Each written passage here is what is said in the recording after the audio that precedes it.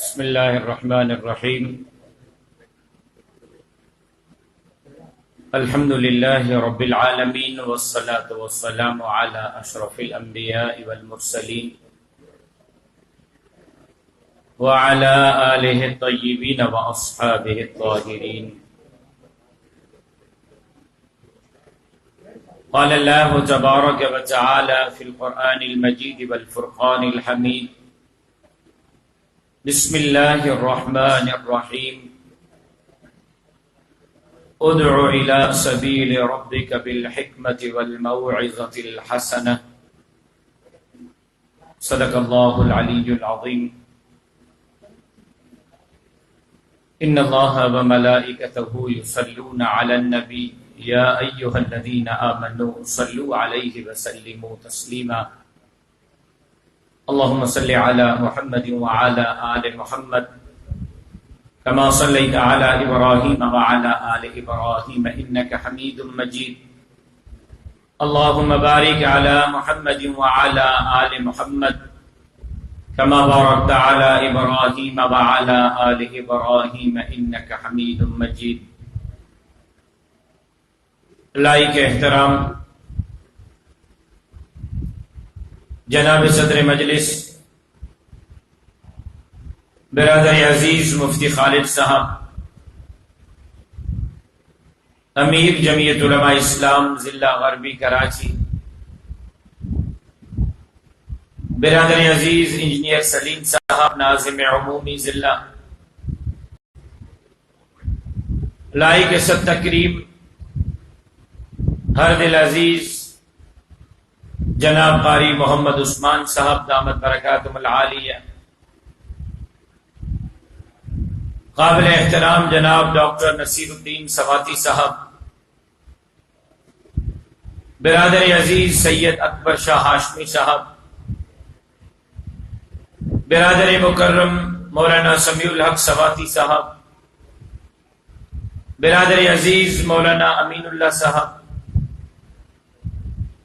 Stage پر موجود عہدیداران، ذمہ داران، اکابرین، hall میں موجود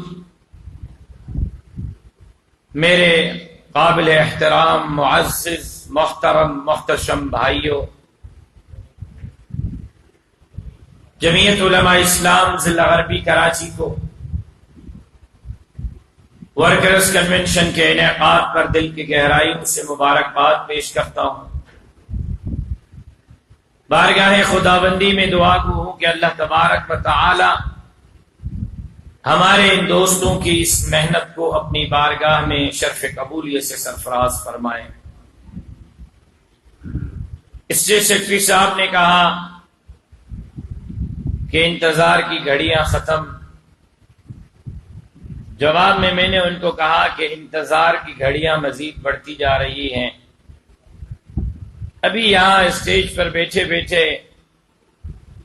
3-4 ذمہ داران نے کہا کہ حضرت ہم تو آپ کو لائیو سن لیں گے، اگر اجازت ہو تو گھر کی طرف ہمراہی ہوں۔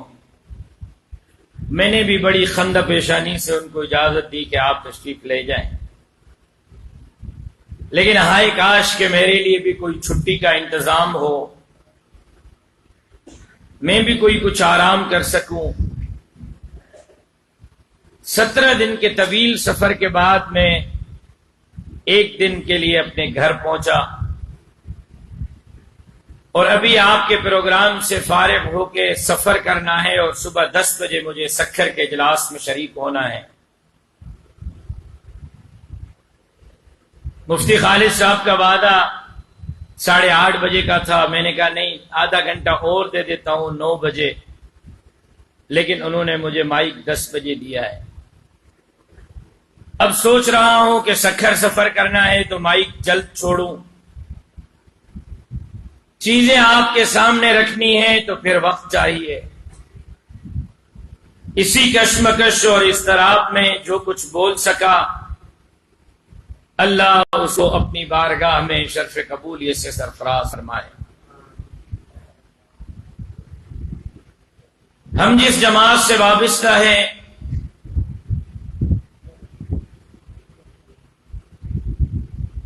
میرا خیال یہ ہے کہ اس خطے میں بر صغیر ہند و پاک میں سب سے قدیم ترین جماعت ہے۔ بظاہر اگر ہم اپنے جماعت کا جائزہ لیں تو حضرت شیخ الہند کی جیل میں موجودگی اور جیل سے رہائی کے بعد امر تصر کا اجلاس 1919 اور جمعیت علماء اسلام کا قیام ہمیں نظر آتا ہے۔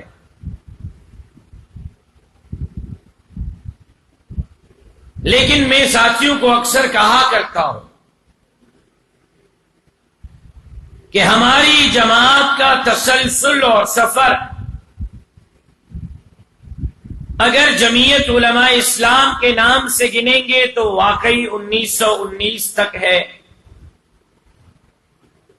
لیکن تحریک کو دیکھیں گے، تحریک کا جائزہ لیں گے، کس بنیاد پر دارالعلوم دیوبند قائم ہوا، اسباب کیا تھے، وجوہات کیا تھے، کس بنیاد پر جمعیت علماء اسلام عارض وجود میں آئی، اسباب کیا تھے، وجوہات کیا تھے، لمبا چوڑا موضوع ہے، لیکن میں اس کو چھوڑ کر اس طرف جاؤں گا کہ ہمارے اس تحریک کا سفر اور تسلسل اور آغاز اس دن سے ہے جس دن بر صغیر کے اندر انگریز استعمار نے اپنے پاؤں جمائے اور ہمارے اسلاف اور اکابر نے انگریز کے خلاف علم جہاد اور علم بغاوت بلند کیا۔ اور آج کے 2023 کے سال میں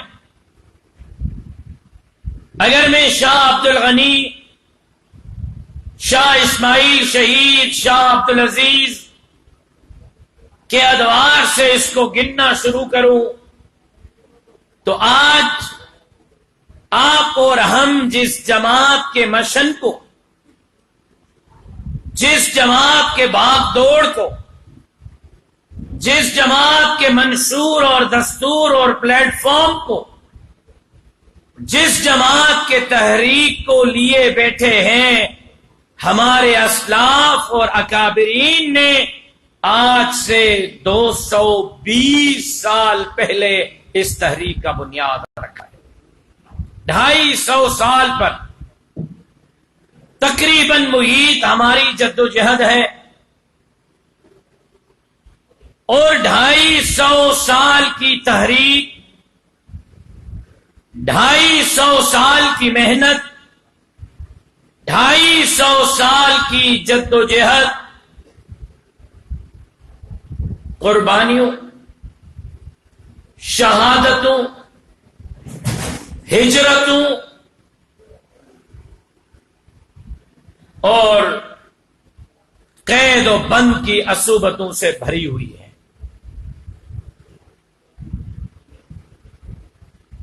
تحریک ریشمی رومال ہو یا اس طرح کی تحاریک ہو، میں ان تمام تحاریک کو اپنے جد و جہد کا حصہ شمار کرتا ہوں۔ لیکن عزیزان محترم، کیا واقعی آج راشد محمود سمرو بحیثیت ناظم عمومی جمعیت علماء اسلام صوبہ سندھ، اسلاف، اکابر، شہداء، علماء کے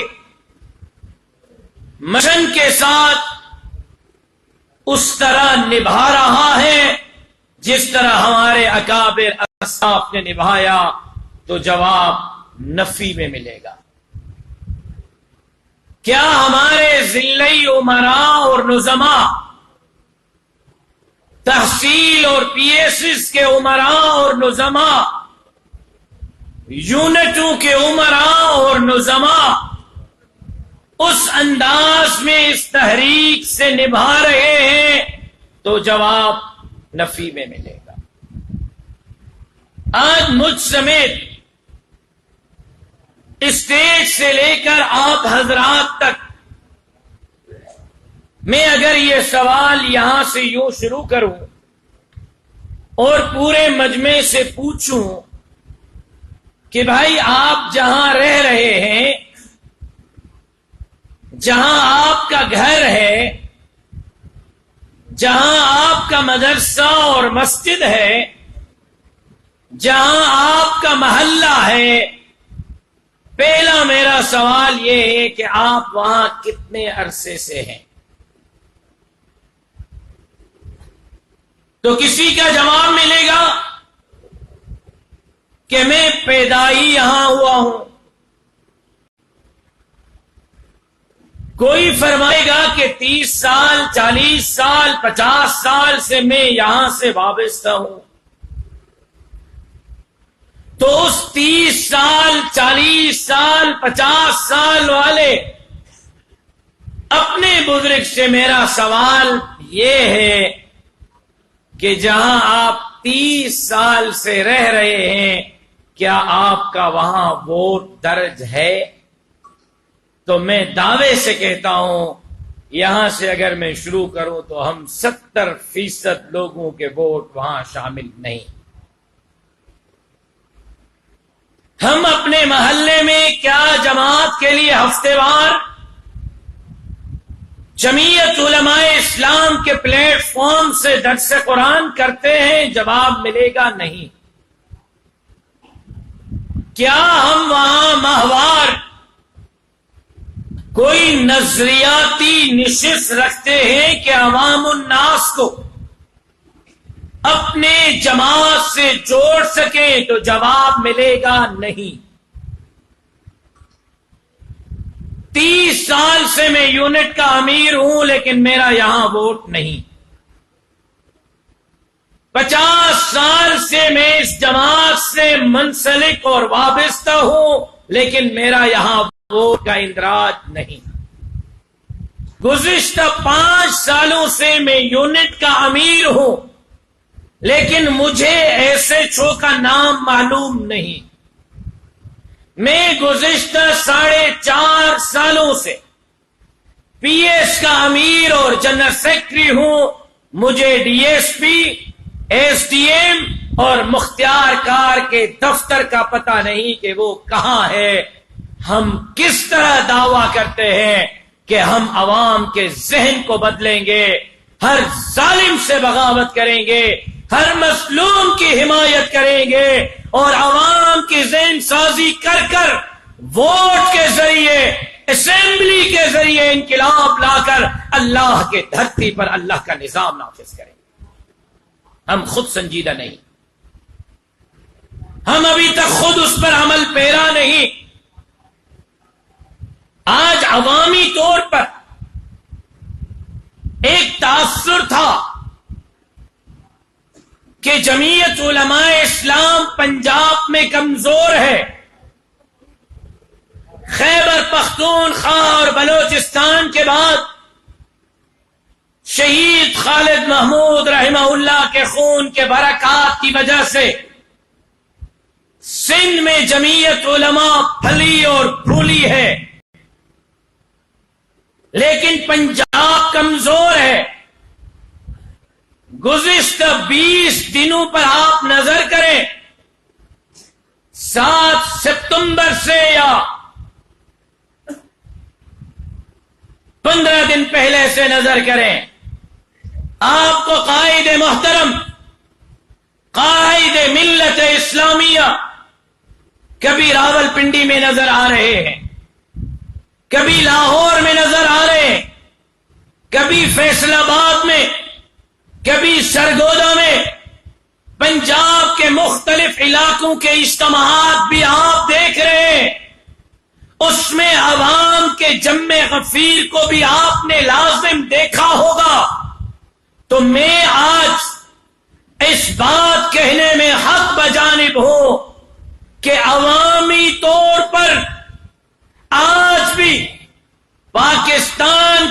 سب سے بڑی جماعت، عوام کی طرف سے سب سے بڑا ریسپانس، عوام کی جانب سے سب سے بڑا اعتماد، آج بھی مفت میں گھر سے پیسے بھر کر، بغیر لالچ کے، بغیر اقتدار کے ہوس کے، بغیر کھانے کے، نیچے زمین پر بیٹھ کر سننے والے افراد کی سب سے زیادہ قوت اور طاقت ہے تو میرے قائد مولانا فضل الرحمان اور اس کی جماعت جمعیت علماء اسلام کے ساتھ ہے۔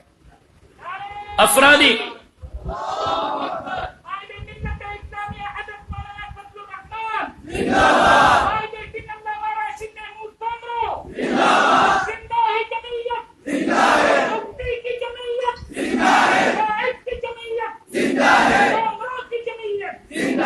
جزاکم اللہ، آپ نے سب کے جذبات جگا دیے، لیکن یہ جگہ نعرے والی نہیں تھی۔ اللہ آپ کو جزائے خیر دے۔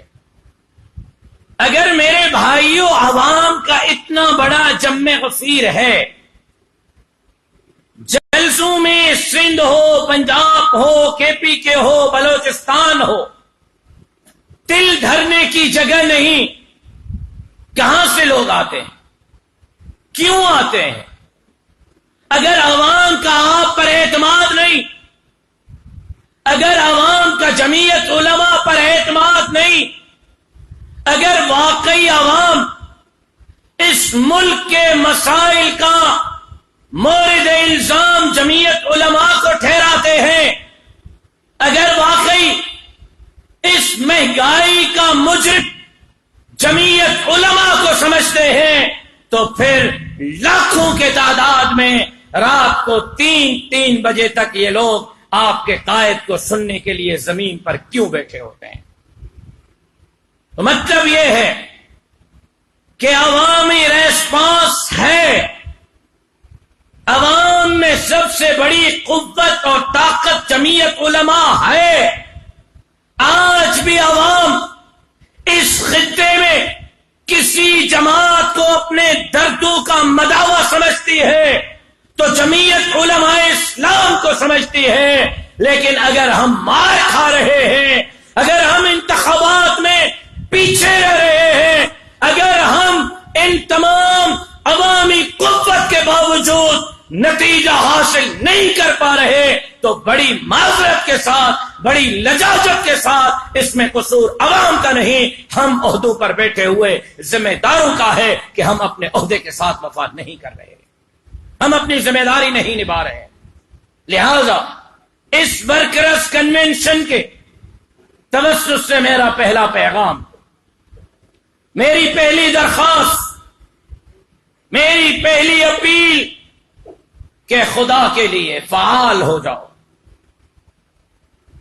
خدا کے لیے اپنے منصب کا حق ادا کرو اور عوام کے مسائل کے حل کے لیے عوام کے شانہ بشانہ نکل کر میدان میں آ جاؤ۔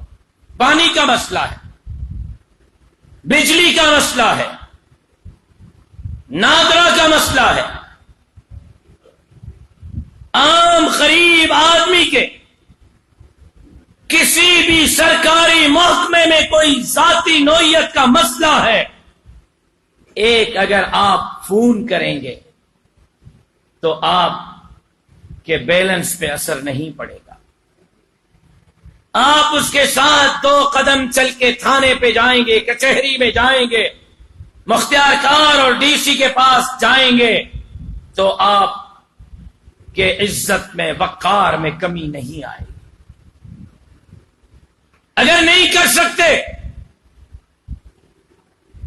اگر نہیں نبھا سکتے تو پھر معاف کیجیے گا، ہمارا اس منصب پر بیٹھنا شہداء، اولیاء، اتقیاء، صلحاء اور 250 سالہ تحریک کے سپوتوں کے ساتھ بے وفائی کے علاوہ اور کچھ نہیں ہوتا۔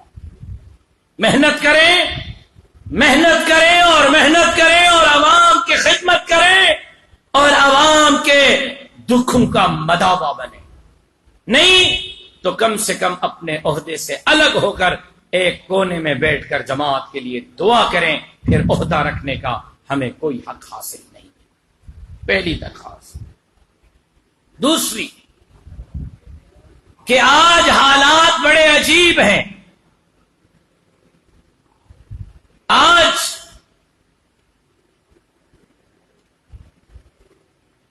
وہ اربوں اور کھربوں روپے جو یا کرپشن سے حاصل کیے گئے یا بیرونی امداد کے ذریعے دیے گئے، جس کا ذکر میرے قائد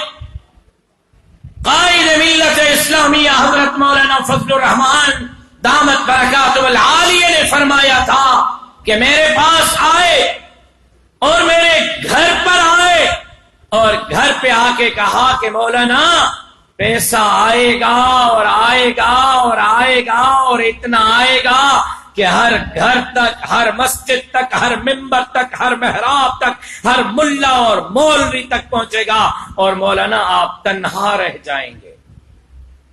پھر وہ پیسہ آیا اور اس پیسے کے ذریعے خیبر پختونخوا میں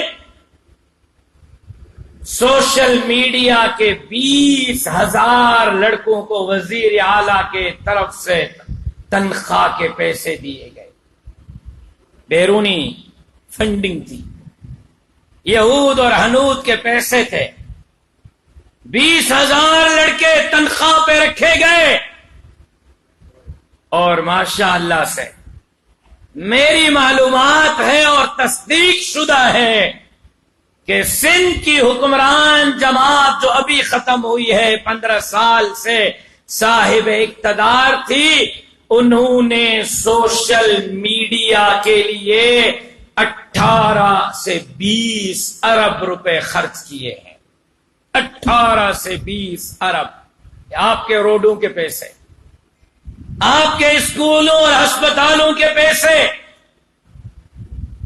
عوام کے پیسے، لوٹی ہوئی دولت، اور پورا دن صبح نیند سے اٹھنے سے لے کر رات سونے تک یہودیوں کے پیسوں پر بھرتی ہونے والے سوشل میڈیا کے ان کے ورکر، اور یہاں کرپشن کے پیسوں پر چلنے والے سوشل میڈیا کے ورکر صبح سے رات تک صرف ایک ہی بات کرتے ہیں، ملاؤں نے ملک کا بیڑا غرق کیا، مولانا فضل الرحمان نے ملک کو تباہ کر دیا، مولانا فضل الرحمان نے پی ڈی ایم کو لا کر اس ملک کا بیڑا غرق کر دیا۔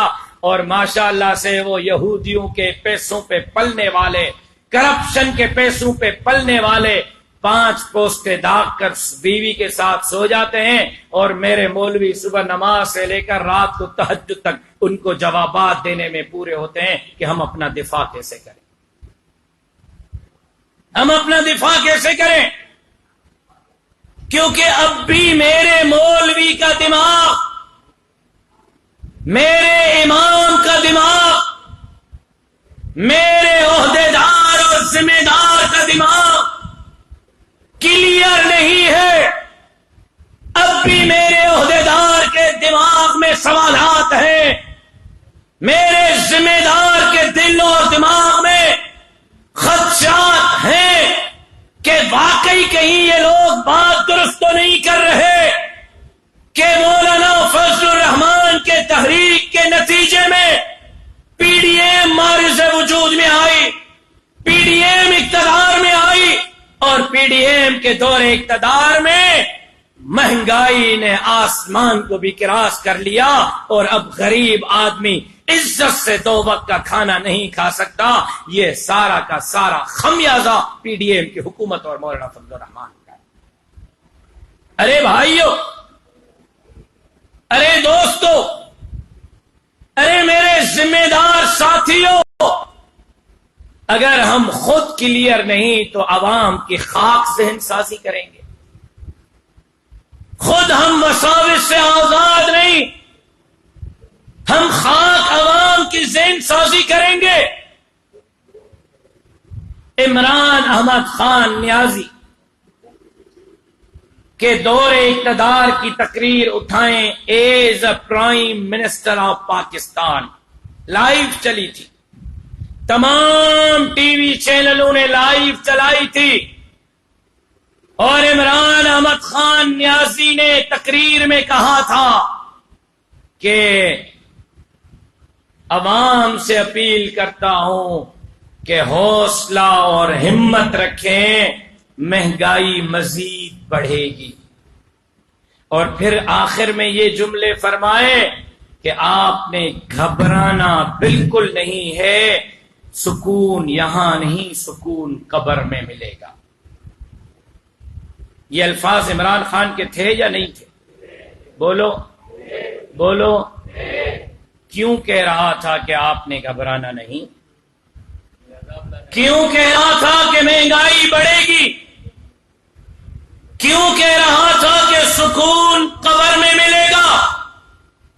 کیونکہ اس کو پتا تھا کہ سی پیک کو میں نے رول بیک کیا ہے، چائنا سے تجارتی معاہدات میں نے ختم کیے ہیں، اس کو پتا تھا کہ state bank I M F کے پاس گروی اس نے رکھا ہے، کیونکہ اس کو پتا تھا کہ 22 نکات تحریری طور پر آئی ایم ایف کے ساتھ معاہدہ نواز شریف نے نہیں کیا، پی ڈی ایم نے نہیں کیا، عمران خان نے بحیثیت وزیر اعظم پاکستان کے کیا۔ ان 22 نکات میں یہ نکتہ بھی تھا کہ آج کے بعد پاکستان میں پٹرول، گیس، ڈیزل اور بجلی کی قیمتیں براہ راست آئی ایم ایف طے کرے گا۔ یہ معاہدہ شہباز شریف کے دور حکومت کا نہیں، یہ معاہدہ شہباز شریف کے حکومت سے پہلے عمران احمد خان نیازی کے دور حکومت کا۔ جس دن آپ کی توجہ میری طرف ہے یا ادھر ہے؟ میں آپ سے بھی مخاطب ہوں، آپ کے ضلع کے امیر سے بھی مخاطب ہوں، اور اس سالار سے بھی مخاطب ہوں، اور یہ پسینے آپ لوگوں کے لیے بہا رہا ہوں، اور اس کے بعد پھر پوری رات مجھے جاگنا بھی ہے، سفر بھی کرنا ہے۔ اگر آپ تھکے ہوئے ہیں اور توجہ نہیں تو میں دعا کر سکتا ہوں۔ جذباتی مقرر بھی بہت اچھا ہوں، 2 منٹ زندہ باد مرد آباد کے نعرے بڑے اچھے لگا سکتا ہوں، کہیں تو وہ لگا لوں اور دعا کر لوں، مجھ سے اچھی جذبات کوئی نہیں کر سکتا۔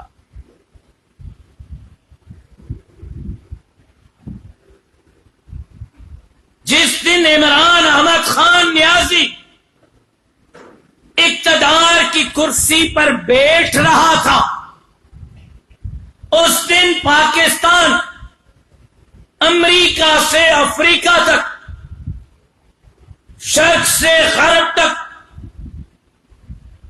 پورے دنیا کے ممالک میں 24ویں نمبر پر ترقی یافتہ ملک تھا۔ کتنے نمبر پہ؟ کتنے نمبر پہ؟ دنیا کے اس وقت جو طاقتور ٹائکون ممالک ہیں وہ 20 ہیں۔ کتنے؟ ان کو کہتے ہیں G20، G20۔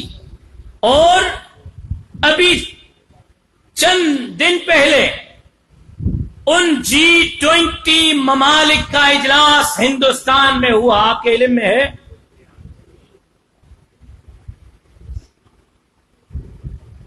دہلی میں G20 کے ممالک کا اجلاس ہوا۔ صرف 4 ملکوں کا فاصلہ رہ گیا تھا۔ کتنے کا؟ اگر 4 نمبر ہم کراس کرتے تو چند دن پہلے جو G20 کا اجلاس ہوا، یعنی دنیا کے 20 طاقتور معاشی ممالک کا پاکستان اس میں دہلی کے اجلاس میں شریک رہتا۔ جس دن عمران خان نے اقتدار کی کرسی پہ بیٹھا، اس دن پاکستان 24ویں نمبر پہ تھا۔ جس دن کرسی سے اترا اس دن 48ویں نمبر پہ تھا. خان صاحب نے اس کو دھکیل کر 50 نمبر پیچھے پاکستان کو دھکیلا. پھر بھی گریبان مولوی کی پکڑی جاتی ہے. پھر بھی آج عوام کے دل پہ عمران خان ہے. کرتارپورہ کا بارڈر سکھوں کے لیے اس نے کھولا، قائدیانیوں کے لیے راہ ہموار اس نے کی. آپ گواہ ہیں، آپ نے اس کے دور اقتدار میں مزار قائد کراچی پر اسرائیل مرد آباد کے نعرے لگائے. آپ کے ساتھ براہ راست لائیو قبلہ اول بیت المقدس کا امام مخاطب ہوا.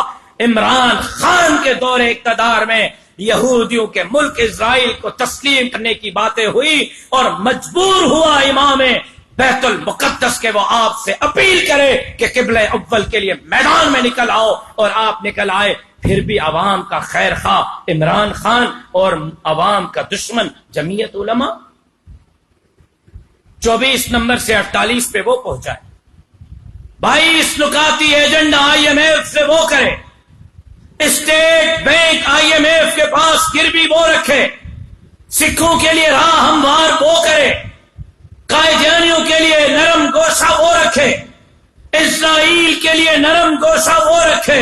افغانستان سے طالبان داخل ہو رہے تھے، امریکی نکل رہے تھے، اور جھوٹ بولا خان نے ایبسولوٹلی ناٹ کہ میں اڈے نہیں دوں گا. قوم کو گمراہ کیا. انہوں نے اڈے نہیں مانگے تھے، ایئر اسپیس مانگا تھا. جتنے امریکی وہاں سے نکلے پاکستان میں جہاز اترے، ری فیولنگ کی، پھر یہاں سے وہ واپس گئے. 8000 امریکی فوجی کراچی کے ہوٹلوں میں، اسلام آباد کے ہوٹلوں میں عمران خان نے ٹھہرائے.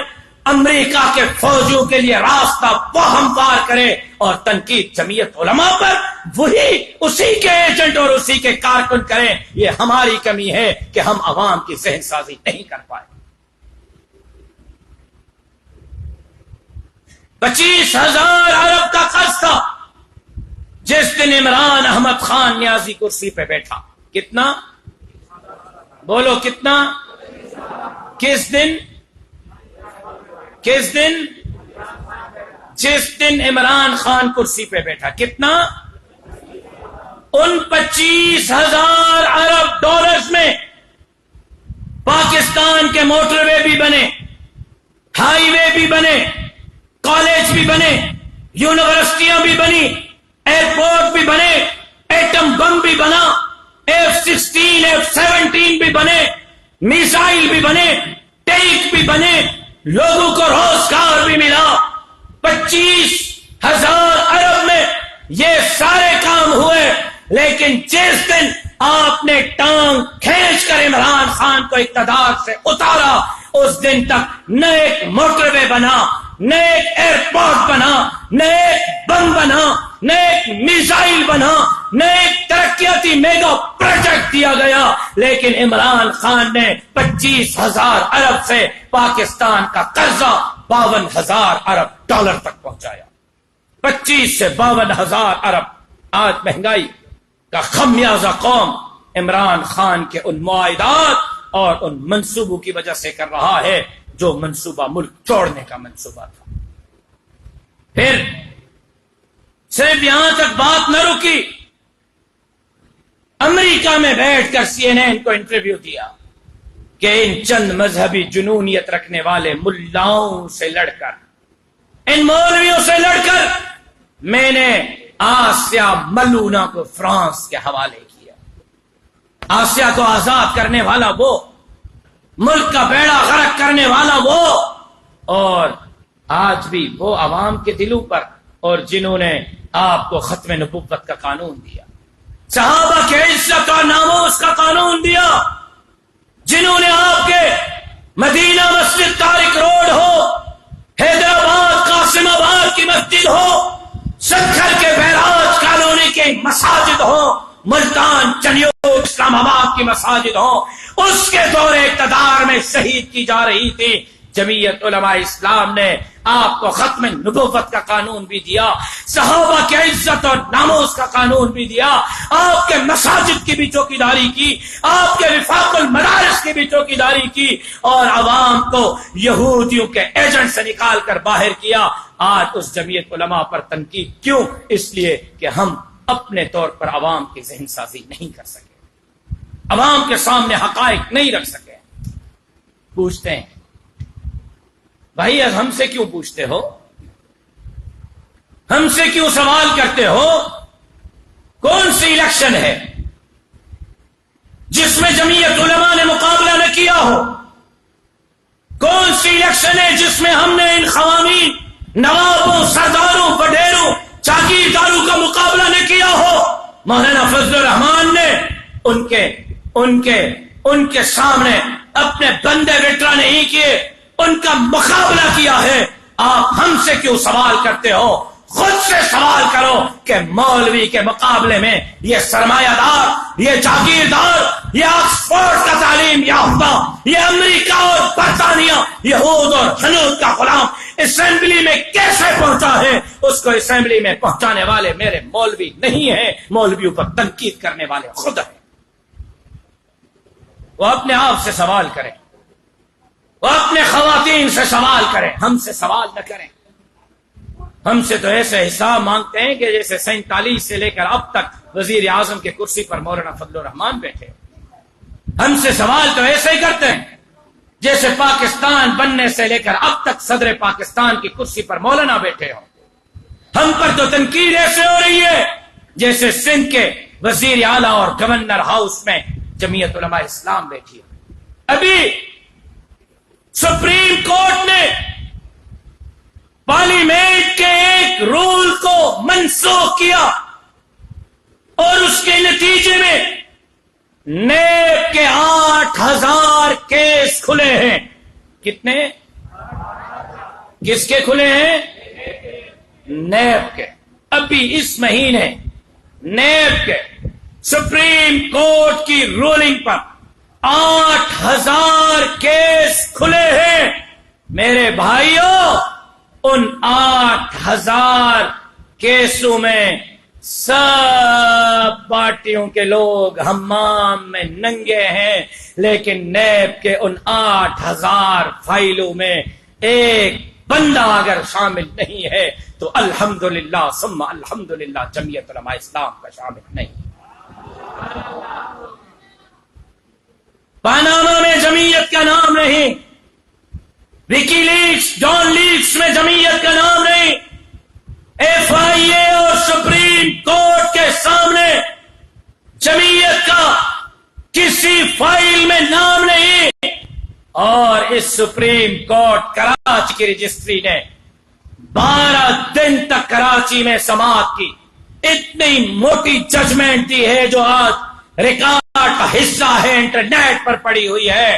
سپریم کورٹ کی کراچی رجسٹری کے 12 دن کے اس تحقیقات کے بعد تمام جماعتوں کے لوگ پھدا خوری یا ٹارگیٹ کے یا رشوت یا کرپشن کے الزام میں اس دستاویز میں لکھے گئے ہیں، لیکن سپریم کورٹ کے اس دستاویز میں اگر کسی جماعت کے ایک عام آدمی کا نام نہیں تو وہ جماعت جمعیت علماء اسلام ہے۔ پھر جو جماعت نیب میں نہ ہو، ایف آئی اے میں نہ ہو، سپریم کورٹ میں نہ ہو، کرپشن میں نہ ہو، بھتہ خوری میں نہ ہو، ٹارگیٹ کلنگ میں نہ ہو، اس جماعت کو گالیاں مت دو، اقتدار اس جماعت کے حوالے کرو، پھر اس ملک کی تقدیر وہ جماعت تبدیل کرے گی۔ آپ تب سوال پوچھیں جب اقتدار میرے قائد کو دیں، لیکن چلو پوچھتے ہو تو آؤ بتاتے ہیں، حساب دیتے ہیں۔ جی پٹرول کیوں مہنگا ہوا؟ بھائی جا کے پٹرول مہنگا ہوا ہے نواز شریف صاحب سے پوچھو، پٹرول کا محکمہ ہمارے پاس نہیں تھا۔ ڈالر کیوں بڑھا ہے؟ اسحاق ڈار سے پوچھو۔ بھائی فلاں چیز اور فلاں ان سے پوچھو۔ ہم سے ہمارے محکمے کا حساب لو، ہمارے محکمے کا حساب لو کہ عمران خان وزیر اعظم بنا، سعودی عرب گیا، سعودی عرب کے بادشاہ نے عمران خان کو گھڑی تحفے میں دی اور آج اس گھڑی کے جرم میں جیل میں پڑا ہوا ہے. اور میرا بھائی، میرے قائد کا لخت جگر مولانا اسعد محمود وزیر مواصلات بنا، دبئی گیا، دبئی کے بادشاہ نے اس کو بھی گھڑی دی. پاکستان پہنچتے گھر بعد میں گیا، پہلے وہ تحفے میں ملنے والی گھڑی توشہ خانہ کے حوالے کر کے قومی خزانے میں جمع کرائی. آؤ مجھ سے میرے وزارتوں کا حساب مانگو کہ عمران خان نے 8.5 سال خیبر پختونخوا میں حکومت کی ہے. کتنے سال؟ بولو کتنے سال؟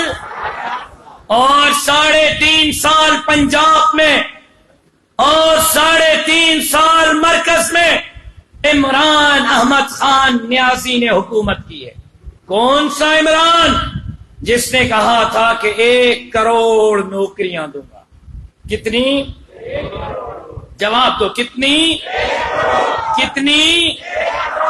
کوئی یوتھیا اٹھے اور کوئی یوتھیے میں اخلاقی غیرت اور جرت اور حمیت ہے تو 1 کروڑ چھوڑو 1 لاکھ، 1 لاکھ چھوڑو 1000 نوکریاں 8.5 سال میں ثابت کرے کہ عمران خان نے لوگوں کو دی ہوں. 1000 ثابت کرے کہ 8.5 سال میں عمران خان نے لوگوں کو دی ہوں. ہم سے حساب مانگتے ہو تو آؤ. میرے بھائی، میرے قائد کے فرزند اسد محمود نے صرف 16 مہینوں میں 4 صوبوں میں پوسٹ کے محکمے میں 8000 لوگوں کو نوکریوں کے آرڈر دیے. تم 8.5 سال میں 1000 نوکری نہیں دے سکے. ہم نے 16 مہینے میں 8000 نوکریاں دی ہیں. ہماری گریبان مت پکڑو، اقتدار ہمارے حوالے کرو. اس ملک کی تقدیر جمعیت علماء تبدیل کرے گی. جب سے پاکستان بنا ہے تب سے لے کر اب تک، قیام پاکستان سے اب تک جو وزیر حج رہا ہے، ماشاء اللہ، الحمدللہ، ماشاء اللہ. جائیں تو صحیح، ان کے گھر تو دیکھیں، زمینیں تو دیکھیں، کوٹھیاں تو دیکھیں. مجھے وہ دن بھی یاد ہیں کہ میں اپنے شہید والد کے ساتھ تھا اور میرے والد زخمی حالت میں تھے، ویل چیئر پہ تھے، اور میں ان کی ویل چیئر چلاتا ہوا سپریم کورٹ میں گیا تھا. والد صاحب حج کرپشن کیس کے اس کمیٹی کے ممبر تھے جو تحقیق کر کے واپس آئے تھے، اور ایک بڑی جماعت کے بڑے گدی نشین، علامۃ الدہر والقہر والغضب کہلانے والے، ترلے والا، داڑھی والا وزیر حج جب چیف جسٹس کے سامنے آیا تو اس کے دونوں ہاتھوں میں ہتھکڑیاں لگی ہوئی تھیں، اور سپریم کورٹ نے بتایا کہ یہ وزیر ہے جس نے حاجیوں کو بھی چونا لگایا ہے اور حج کے پیسوں میں کرپشن کی ہے. پاکستان بننے سے لے کر اب تک جو وزیر حج رہا انہوں نے حاجیوں کو بھی نہیں بخشا. لیکن میں آج چیلنج کرتا ہوں، بتلا دو کوئی مائی کا بیٹا جس نے اس طرح حاجیوں کی خدمت کی ہو جس طرح خدمت مولانا فضل الرحمان کے سپاہی مفتی عبدالشکور شہید اور سینیٹر طلحہ محمود نے کی ہے. اور VIP حج نہیں کروایا.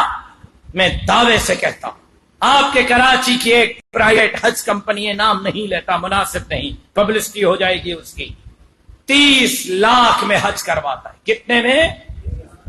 ثبوت نہ دکھاؤں تو میری جو سزا آپ متعین کریں. 30 لاکھ میں حج کروایا. کتنے میں؟ جو ہوٹل اس نے دیا، جو کھانا اس نے دیا، جو مکتب اس نے دیا، جو گاڑی اس نے دی، جو جہاز اس نے دیا، میرے بھائی شہید مفتی عبدالشکور نے وہی پیکج 7.5 لاکھ روپے میں دیا. اور صرف 7.5 لاکھ میں پیکج نہیں دیا، صرف VIP حج نہیں کروایا، واپس آنے کے بعد ایک ایک حاجی کو 1.5 لاکھ روپے واپس کیے کہ بھائیو آپ کے پیسے بچ گئے ہیں، واپس لے لو.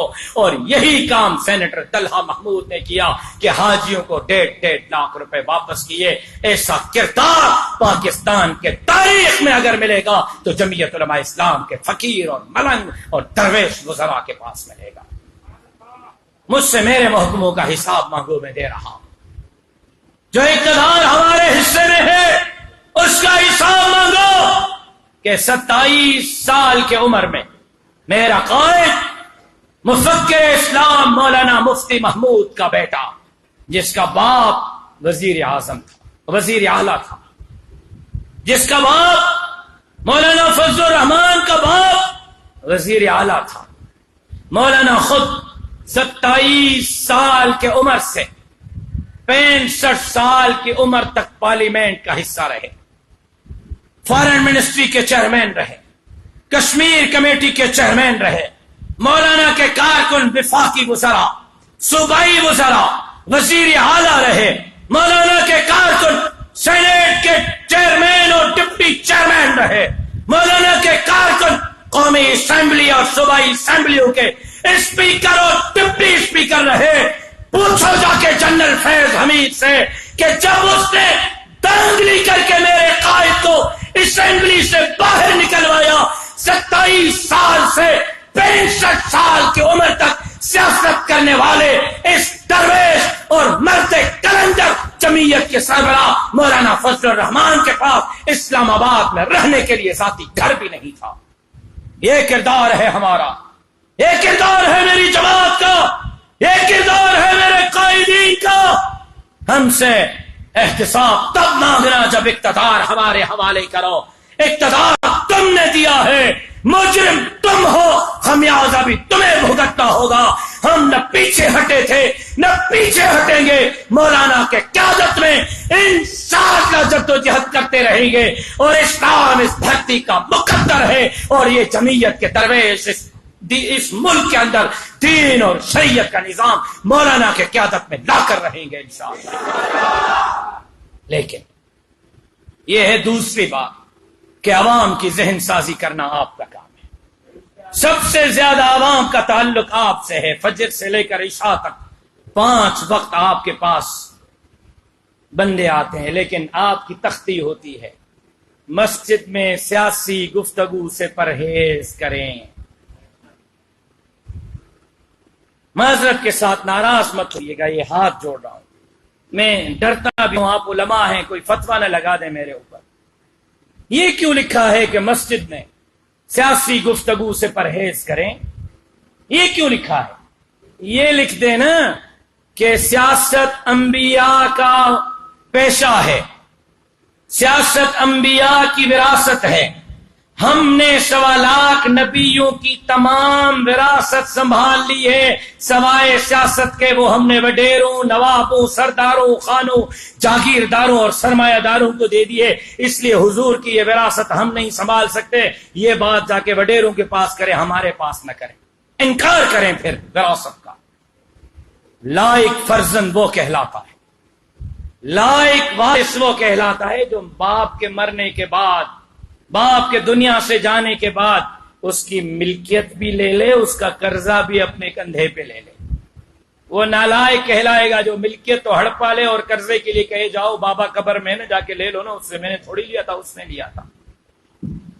لائق وارث وہ ہے جو وراثت میں ملنے والا دین کا ہر شعبہ سنبھالے. رب محمد کی قسم، پگڑی اور داڑھی پہ وراثت میں، منبر اور محراب پہ وراثت میں، تعلیم اور تعلم بھی وراثت میں، تبلیغ اور تصنیف اور تقریر اور تحریر بھی وراثت میں، تو رب محمد کی قسم سیاست بھی انبیاء سے وراثت میں. یہ شعبہ آپ نے سنبھالنا ہوگا، یہ آپ نے سرمایہ دار کے ہاتھ سے واپس لینا ہوگا. دوسری بات عوام کی ذہن سازی. تیسری بات اور آخری کہ ہم الیکشن میں جا رہے ہیں اور الیکشن کی تیاریاں ہم نے شروع کر دی ہیں. 2002، 2008، 2013 اور 2018 میں بالخصوص میرے صوبہ سندھ میں لیڈنگ رول کسی اور کے ہاتھ میں رہتا تھا. اتحاد بن رہے تھے. 2002 میں ایم ایم اے تھا، صدارت کسی اور جماعت کے پاس تھی سندھ کی. پھر 2008 میں اتحاد بنا، صدارت کسی سندھ کے بڑے آدمی کے پاس تھی. پھر اسی طرح 2013 میں 10 جماعتی اتحاد بنا، صدارت کسی اور کے پاس تھی. پھر 2018 میں ایم ایم اے تھی، اور اس ایم ایم اے کے بعد ہم نے باقی جماعتوں سے بھی اتحاد کیے. لیکن یہ پہلی مرتبہ ہے کہ سندھ کے اندر انتخابی خط و خال کے لیے، انتخابی نشیب و فراش کے لیے، جوڑ جک کے لیے، انتخابی معاملات کے حل کے لیے قیادت پہلی مرتبہ جمعیت علماء اسلام کے ہاتھ میں ہے. باقی جتنی جماعتیں ہیں وہ ادھر ہیں، آگے آپ ہیں، آگے آپ ہیں. انشاءاللہ کوئی اچھا اور بہتر رزلٹ نکالیں گے اللہ کی مدد سے. اور میری نظر صرف صوبائی اسمبلی پہ نہیں، صرف قومی اسمبلی پہ نہیں، اس مرتبہ آپ دعا کریں اللہ کی مدد عوام کے طاقت سے سندھ اسمبلی میں بھی، قومی اسمبلی میں بھی، سینیٹ میں بھی جمعیت علماء اسلام مولانا فضل الرحمان کو اپنے سپاہی فراہم کرے گی.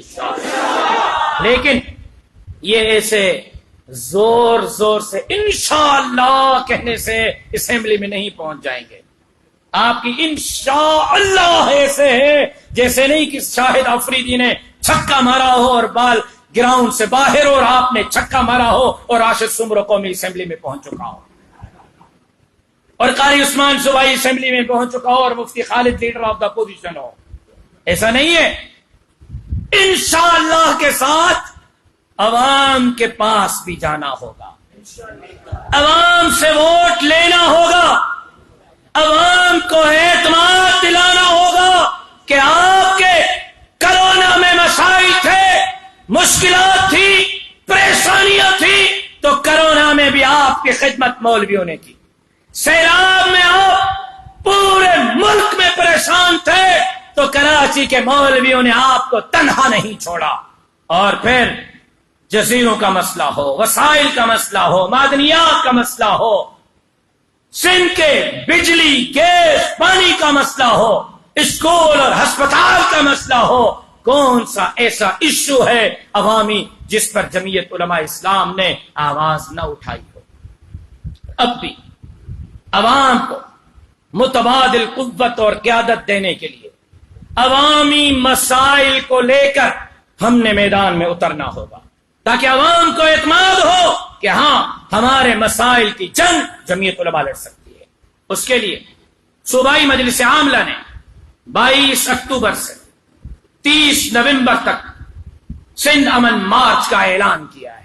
بدامنی کے خلاف، قتل و غارت گری کے خلاف، اسٹریٹ کرائم کے خلاف، بجلی پانی کے مسائل جو عوام کو ہیں ان کے حل کے لیے، اور جزائر، وسائل، معدنیات کے تحفظ کے لیے، 15 سالہ بدترین دور حکمرانی کے خلاف، اور متبادل قوت اور قیادت دینے کے لیے. انشاءاللہ 22 اکتوبر کو جس طرح آزادی مارچ ہم نے کیا اسلام آباد کی طرف، اسی طرح کارواں خیرپور سے، سکھر سے، گھوٹکی سے ہوتا ہوا رات کو میرپور ماتھیلو پہنچے گا، بلکہ اوباوڑو. 23 کو کنکوٹ کشمور اور جیکب آباد، 24 کو انشاءاللہ شکارپور اور لاڑکانہ، 25 کو کمبر اور دادو، 26 کو نوشہر و فیروز اور خیرپور، 27 کو نواب شاہ اور میرپور خاص، 28 کو عمر کوٹ اور تھر پارک، میرپور خاص اور عمر کوٹ، 29 کو اور 30 کو تھر پارک، 29 کو تھر پارکر اور بدین، 30 کو ٹنڈو محمد خان اور ٹنڈو الحیاء، 31 کو مٹیاری اور حیدرآباد، 1 نومبر کو جام شورو، سجاول اور ٹھٹا، اور 2 نومبر کو یہ کارواں کراچی پہنچے گا. اور کراچی میں کارواں کا حصہ میں اور آپ کے قائد ملت اسلامیہ مولانا فضل الرحمان بنیں گے. لیکن میرے بھائیوں، آج حالت آپ کے سامنے ہے مہنگائی، غریب آدمی کے دسترس سے چیزیں نکل چکی ہیں۔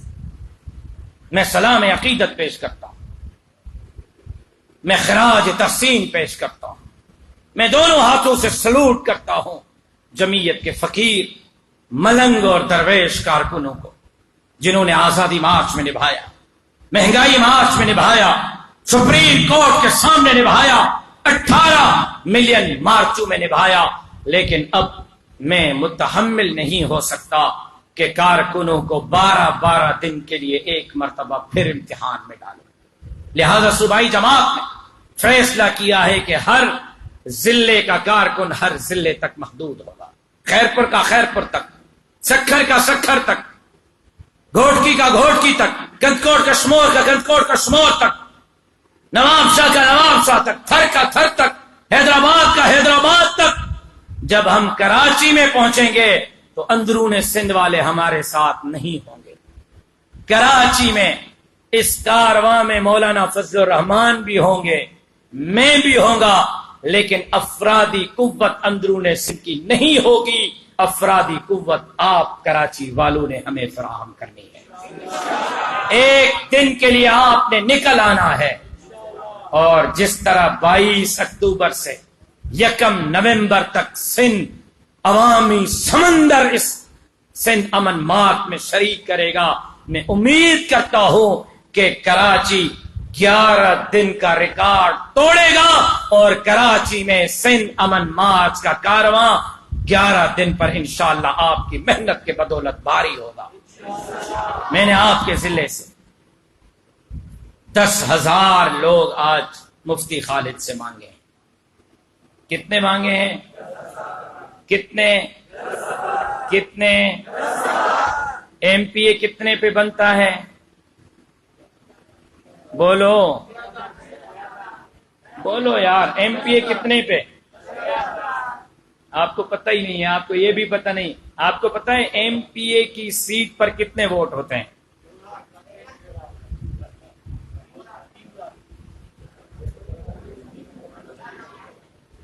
چلو قومی اسمبلی پہ کتنے ووٹ ہوتے ہیں؟ چھوڑو نئی آبادی، اس کو چھوڑ کے پرانی کا بتاؤ۔ ایک ایم این اے کے حلقے میں کتنے ووٹ ہوتے ہیں؟ جواب وہاں سے آیا ہے، ٹھیک آیا ہے، 7 لاکھ، جواب درست ہے۔ ایک ایم این اے کے حلقے پہ کتنے ووٹ؟ جی 80-90 ہزار 1 لاکھ پہ، لیکن ووٹ 7 لاکھ داخل ہوتے ہیں۔ اور ایم پی اے کتنے پہ؟ 3 لاکھ، جواب درست ہے۔ اب آپ نے مفتی خالد کو بنانا ہے ایم پی اے۔ ایم پی اے کے لیے آپ کو ووٹ چاہیے 50,000 ایک حلقے میں، پورے حلقوں میں نہیں۔ آپ کے صوبائی اسمبلی کے کتنے حلقے ہیں؟ 6۔ اگر 6 سیٹیں جیتیں گے تو 50 ملائیں تو کتنے ہو گئے؟ 3 لاکھ۔ 3 لاکھ ووٹ لیں گے تو 6 سیٹیں لیں گے۔ چلو 3 پہ آئیں تو 1.5 لاکھ ووٹ چاہیے، 2 پہ آئیں تو 1 لاکھ ووٹ چاہیے، تبھی 2 سیٹیں نکالیں گے۔ 1 پہ آئیں تو 50,000 چاہیے۔ چلو آدھی آپ کی بیوی آئیں، گھر سے نہیں نکلتی، 25,000 وہ کاٹ دیے، باقی تو 25,000 مرد تو ہے نا۔